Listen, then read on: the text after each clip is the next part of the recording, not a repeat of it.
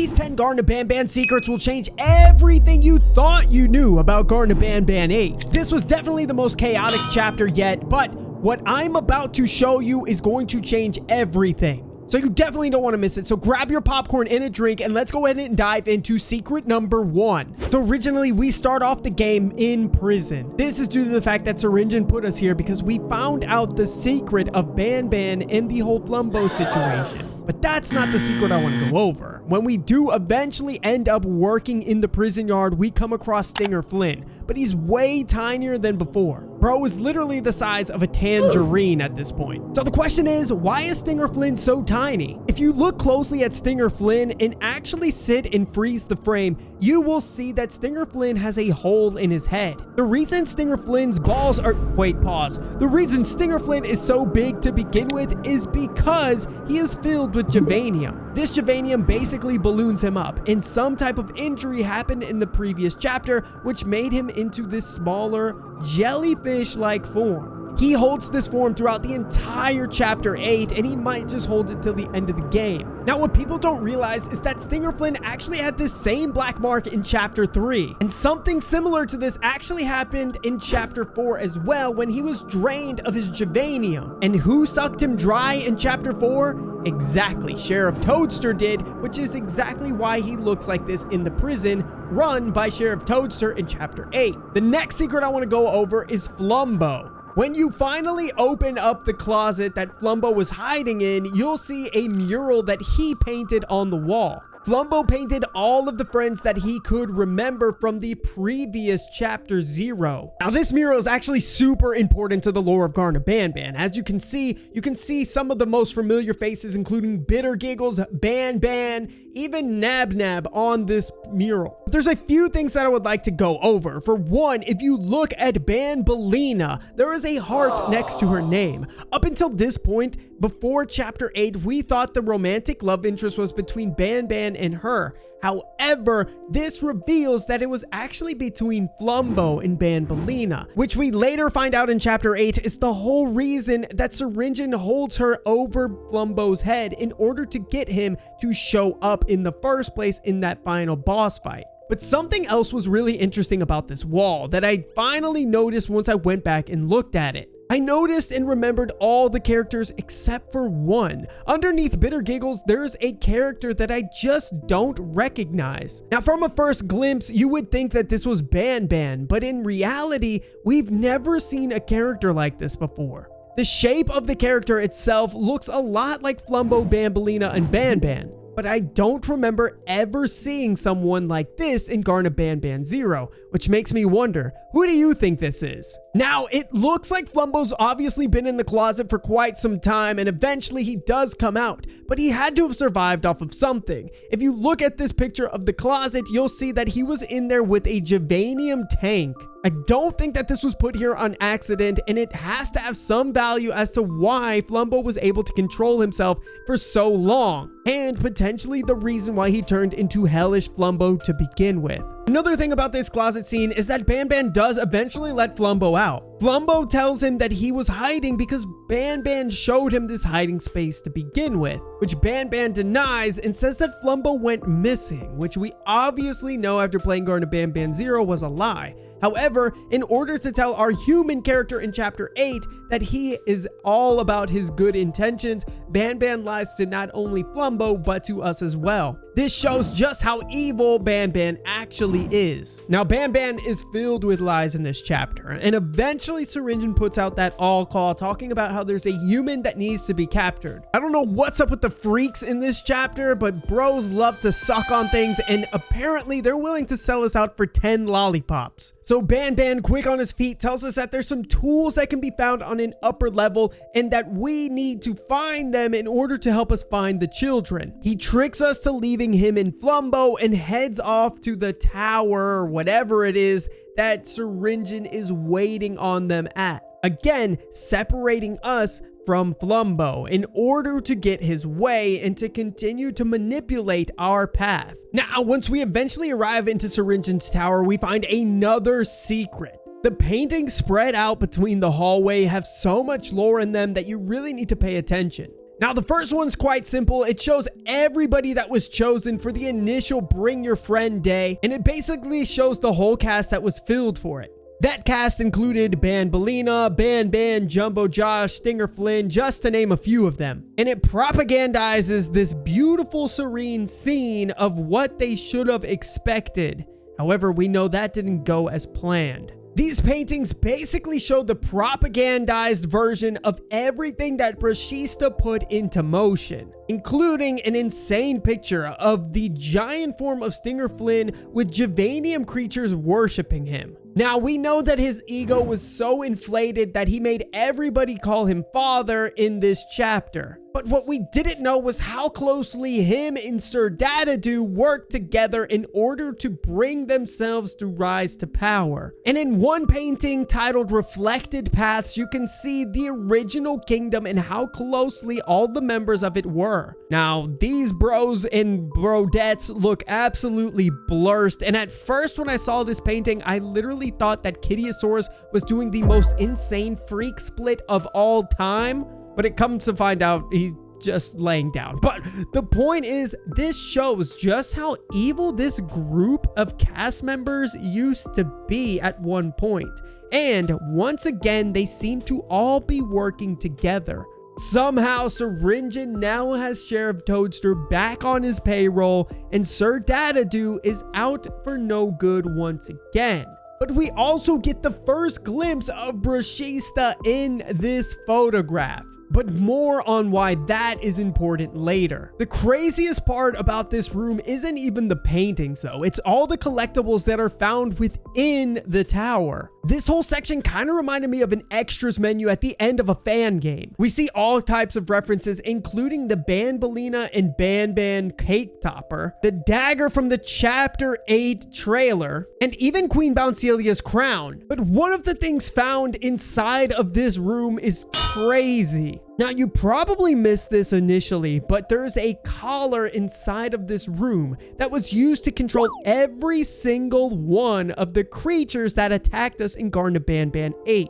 This was super important because it had these characters acting against their will. When we defeated Clorenzo, Barza, and even Miss Mimicker, they were all wearing this collar. The question is, was this actually Syringion's doing or somebody much worse? Moving on with the story though, we eventually end up freeing Flumbo, and then we get Banban's true intentions. Him and Sicko Syringeon were going to actually harvest Flumbo's body in order to repair Banban, which we know now is Syringion's prized possession and masterpiece. Thankfully, after getting Flumbo out, eventually they corner us, and for some reason, this is where the story takes a super weird turn. Flumbo pulls us into Zolphius's mouth. After Zolphius ends up sucking us off, we end up inside of his stomach. Now, initially, I thought this part made absolutely no sense, but then when I rewatched my playthrough, I noticed that it's super important that we did this in order to get an even more pronounced part of the backstory. Now, inside of Zolphius' stomach, it's filled with gervanium tribal creatures, but they're not just any gervanium creatures. No, these are actually, believe it or not, the same ones that we met in Garten of Banban Chapter 0. These were once blobs that have now grown into this version of themselves. You'll notice we have the one played by Preston Plays, who, ended up murdering my character. Again, the only character that was murdered in Garten of Banban's franchise history. The female character who we helped pass Banbalina's test. And finally, the blob who gives Flumbo the tires in Chapter 0. Plus the reason why my character died. But you know what? Whatever. The point is, all of these characters evolved inside of Zolphius. But that's not even the craziest part. Eventually, the tribal leader of the entire crew ends up telling Flumbo his true name and his true intentions. He was supposed to be the superstar of the entire facility until that was robbed from him. This opens Flumbo's eyes, and he finally realizes in this moment that Banban wasn't a true friend to begin with, But that's not all. He also hands Flumbo a tape and tells him to play it for Banban when the time is right. Eventually, we're finally able to escape thanks to the Gervanian tribal people who formed this insane human centipede line to get us out of Zolphius. And that's when the payback will begin, as Syringeon plans his way in order to lure us back to him. He captures Banbalina, knowing how important she is to Flumbo, and has her held hostage until we meet him. On the way there, Flumbo is super confused and trying to figure out the purpose of all of this. But eventually he comes to the conclusion that he was never cared for from the beginning. The whole reason he was hidden was because Banban tried to become the true star, thanks to Syringion's master plan. He also realizes that Remamba was supposed to kill him in Garten of Banban 0. And when that plan didn't work, they hid him in the closet and was never intended to bring him out of there. The only reason is for their own personal good, as Banban needed his body, which matched his, thus the reason why they finally unleashed him from the closet. On the way to find Syringeon and Banban though, we stumble across another secret. Inside the city, you'll notice something written on the floor saying it watches from above. The crazy part about this, which a lot of people miss, is that a giant hellish Nabnab is watching from above the player. If you look up, you will see one of the freakiest sights of all time. And we already know that Nabnab likes to attack from the top ropes, but in this case, he just silently watches us, almost as if he is with the player. As we already know, we're walking with Flumbo, which was one of Nabnab's friends, and the reason why Flumbo even survived in Chapter 0. I believe this was a secret way of the developers showing just who is behind Flumbo and the support that he has from the other characters. Eventually, we do end up stumbling across Banban and Syringeon, and Flumbo watches in shock as we play the secret VHS tape from the tribal leader. This shows just how horrible Syringeon was to Banban, and the whole reason that Banban even has the devil inside of him is because of Syringeon. Once Banban sees this, he goes fully berserk, lifts up Syringeon by the throat, and kills him. This insane scene is something that I don't think anybody saw coming, but what's even more important is that when the screen goes white, I thought my game was bugged.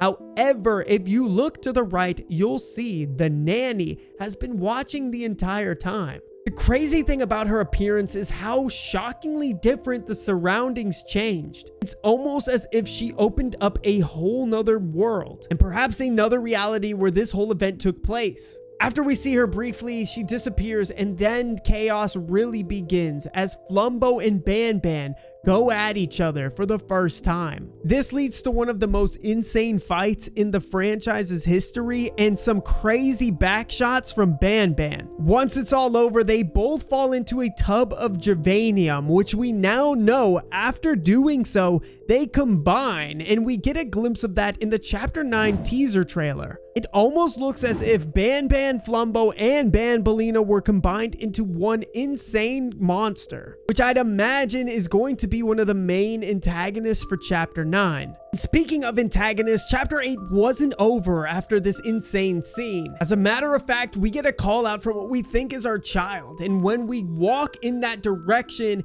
a giant Miss Mimicker head comes flying at us, and then we get a glimpse of Brushista's giant tail. That's when she says this. She moved like smoke, silent, choking, inevitable. And I quote her, "You need me as much as I need you. Trust me. Now, the rules change." What does she mean by we need her just as much as she needs us? Does this mean that she is going to be an antagonist or a protagonist? We obviously have no allies at this point, seeing as the one that we thought eventually manipulated us was Banban. Then Flumbo also fell inside of the gervanium, and we know based off the Chapter 9 teaser that he's not going to be himself. So the question is, what about brushista? Either way, this is going to reveal so many different secrets and lore that we never saw coming. But this isn't even the end. There's actually a secret room that a lot of people didn't find. If you collect the yellow key card, instead of going through the door that brushista resides behind, you can actually go into this secret room. Inside of it, we get another glimpse of a character called Uni Balloony. This character seems to have the belly of a balloon, and her quote is, "The bigger my belly, the bigger my hugs." Now, I'm not gonna lie to you, this looks like one of the most ridiculous and hilarious characters we've seen in Garten of Banban, and I just don't see her being quite that scary, especially as she's willing to give out hugs. So this could potentially be our next ally. But what's important is the whiteboard next to her. It shows that she creates genetic waves, and that has some direct contact with the Queen's staff. Could she actually be the answer of collecting the staff and finally putting an end to all of this? This idea can be further pushed when you turn on the TV in that same room, and a message from the same creature from chapter 5 shows on the screen. It says all will be uncovered, which makes me think that the Euphoric brothers put this in the game in order to show just exactly how important this next character is going to be in the franchise. But ladies and gentlemen, that is the end of this video. Make sure you hit that like button, and when you do, a message will show up for the hype button. Hit that as well in order to really push this video and support the channel. And if you want to see me uncover any more Banban lore, you know what to do. Hit that like button, hit that subscribe button, hit that hype button. I'll see you in the next one. Till then, peace out.